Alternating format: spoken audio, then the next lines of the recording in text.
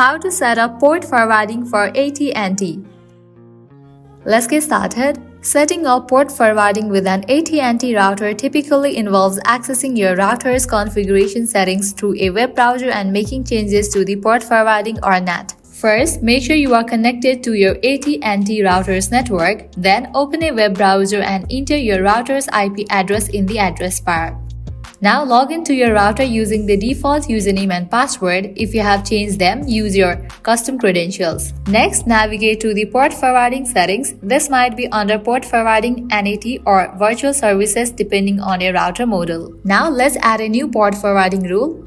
Enter a descriptive service name, specify the external port range, and provide the internal IP address of the device you want to forward ports to. Once you have entered the details, save the changes and apply them to your router's configuration.